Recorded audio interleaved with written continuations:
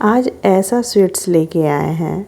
अगर आप दूसरा कोई मिठाई बनाना चाहें तो अगर ये मिठाई आपने ट्राई कर लिया तो दूसरा मिठाई आप भूल जाएंगे बनाना और यहीं आप बार बार बनाएंगे। चलिए हम बनाने शुरू करते हैं। यहाँ पे हमने बाउल लिया है। बाउल में 1 कटोरी हमने भर के साबूदाना लिया है। 1 कटोरी ही पानी ही बाउल में हम डालेंगे और इसको 3 घंटे के लिए रेस्ट के लिए छोड़ेंगे। 3 घंटे बाद देखिए कितना बढ़िया हमारा साबूदाना यहाँ पे फूल चुका है। एक मिक्सी जार लेंगे और मिक्सी जार में साबूदाने को 2 बार करके पीस लेना है। साबूदाना ज़्यादा है इसलिए 2 बार करके पीसें, एक ही बार मत पीसें। एक बार पीसेंगे फ्रेंड्स तो अच्छा से पिसा नहीं पाएगा। और यहाँ पे देखिए ये 1 बार साबूदाना पिसा चुका है। अब जो बाकी साबूदाना है उसको भी मिक्सी जार में डाल के और पीस लेना है। ये भी देखिए पिसा गया है। हाथ में थोड़ा सा घी लगा लेंगे और लगाने के बाद थोड़ा सा साबूदाने में से ले लेंगे और लेके जैसे रसगुल्ला हम बनाते हैं गोल गोल वैसे ही रसगुल्ला का शेप देना है।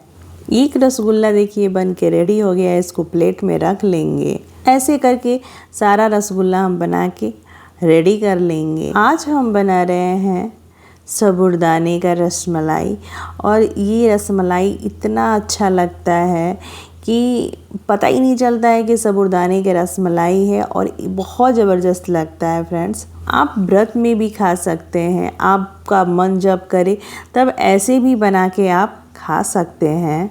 और ये रसमलाई बनाने में फ्रेंड्स बिल्कुल टाइम नहीं लगता, बहुत जल्दी बन के रेडी हो जाता है और इतना टेस्टी लगता है। और देखिए यहाँ पे हमने सारा साबूदाने का रसगुल्ला बना के रेडी कर लिया है। इसको ढक के रख लेंगे। यहाँ पे 1 लीटर हमने दूध लिया है। दूध में थोड़ा केसर के धागे डाल देंगे और इसको चलाएंगे। दूध में ऐड करेंगे चीनी।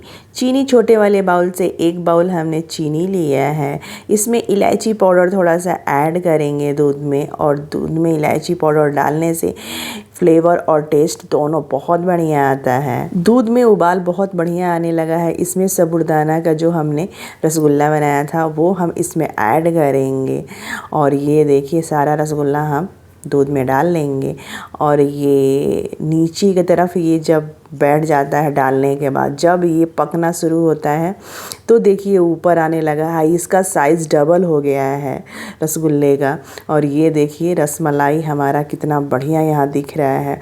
और यहाँ पे गैस का फ्लेम हमने बंद कर दिया और थोड़ी देर ठंडा रखेंगे। और ठंडा करने के बाद देखिए ये इसका लुक कितना बढ़िया दिख रहा है।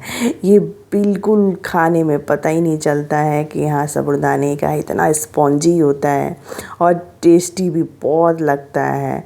और यहाँ पे थोड़ा सा पिस्ता से गार्निशिंग कर देंगे। थोड़ा सा केसर के धागे लगा देंगे। नवरात्रि स्पेशल साबूदाना रसमलाई बनाइए और इन्जॉय कीजिए फ्रेंड्स। नेक्स्ट वीडियो में फिर आपसे मिलेंगे अलग रेसिपी के साथ। तब तक के लिए फ्रेंड्स बाय बाय।